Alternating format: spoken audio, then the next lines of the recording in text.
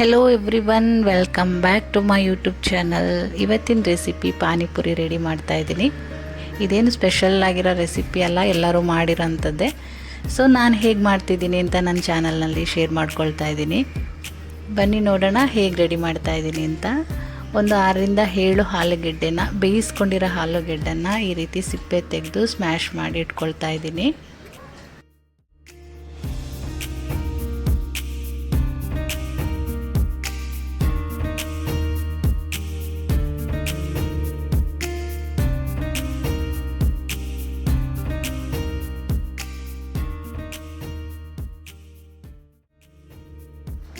ನಂತರ 1 ಕಪ್ಪು ಬೇಯಿಸ್ಕೊಂಡಿರುವ ಹಸಿ ಬಟಾಣಿ, ಒಂದು ದೊಡ್ಡ ಸೈಜ್ ಆನಿಯನ್, ಕೊತ್ತಂಬರಿ ಸೊಪ್ಪು,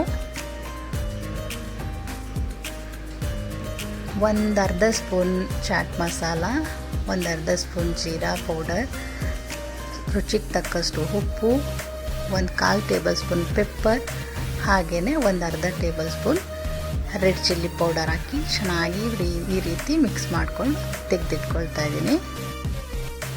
ಒಂದು ದೊಡ್ಡ ಲೆಮನ್ ಸೈಜ್ ಇರೋಷ್ಟು ಹುಣಸೆ ಹಣ್ಣನ್ನು ನೀರಲ್ಲಿ ನೆನೆಸಿಟ್ಕೊಳ್ತಾ ಇದ್ದೀನಿ.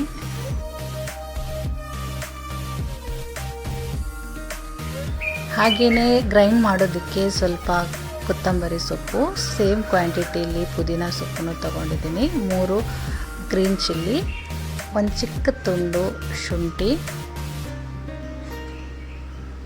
ನೆನೆಸಿಟ್ಟಂತಹ ಹುಣಸೆ ರಸನ ಹಾಕ್ಕೊಂಡು ಚೆನ್ನಾಗಿ ಪೇಸ್ಟ್ ಮಾಡ್ಕೊಳ್ತೀನಿ.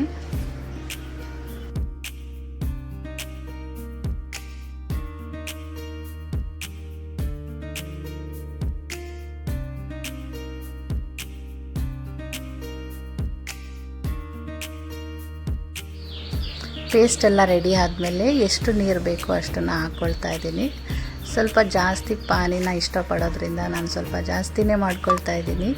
ಅದಾದ ನಂತರ ಒಂದು ಅರ್ಧ ಟೇಬಲ್ ಸ್ಪೂನ್ ಚಾಟ್ ಮಸಾಲ, ಹಾಗೆ ಒಂದು ಅರ್ಧ ಟೇಬಲ್ ಸ್ಪೂನ್ ಜೀರಾ ಪೌಡರ್, ಒಂದು ಸ್ವಲ್ಪ ಪೆಪ್ಪರ್, ಒಂದು ಅರ್ಧ table spoon panipuri masala powder, ಇನ್ನೊಂದು ಅರ್ಧ ಸ್ಪೂನ್ ರೆಡ್ ಚಿಲ್ಲಿ ಪೌಡರ್, ಹಾಗೆ ಲೆಮನ್ ಜ್ಯೂಸ್, ಕೊನೆಯಲ್ಲಿ ರುಚಿಗೆ ತಕ್ಕಷ್ಟು ಉಪ್ಪನ್ನು ಹಾಕಿ ಚೆನ್ನಾಗಿ ಮಿಕ್ಸ್ ಮಾಡಿಕೊಂಡು ರೆಡಿ ಮಾಡ್ಕೊಳ್ತಾ ಇದ್ದೀನಿ. ಸೊ ಪಾನಿ ರೆಡಿಯಾಗಿದೆ.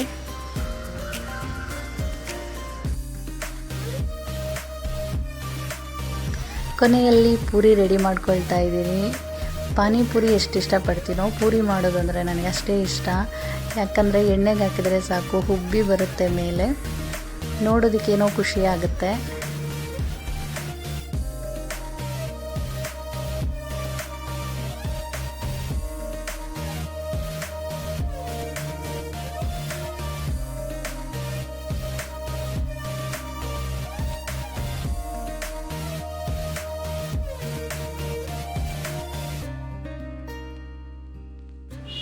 ಪಾನಿಪುರಿ ರೆಡಿಯಾಗಿದೆ. ನನಗೂ ನನ್ನ ಮಗನಿಗೂ ತುಂಬಾ ಇಷ್ಟ. ಬೇಕು ಅಂತ ಅನ್ನಿಸ್ದಾಗ ಇದನ್ನು ಮನೇಲೇ ಮಾಡ್ಕೊಂಡು ತಿಂತೀವಿ. ಹೊರಗಡೆ ತಿನ್ನೋದು ಸ್ವಲ್ಪ ಕಡಿಮೆನೇ. ಸೊ ನಾನು ಟೇಸ್ಟ್ ಮಾಡಿದ್ದೆ, ಚೆನ್ನಾಗಿ ಬಂದಿತ್ತು. ಹಾಗೆ ನನ್ನ ಮಗನಿಗೂ ಕೊಟ್ಟೆ, ಅವನು ಟೇಸ್ಟ್ ಮಾಡಿ ಚೆನ್ನಾಗಿದೆ ಅಂತ ಹೇಳ್ದ.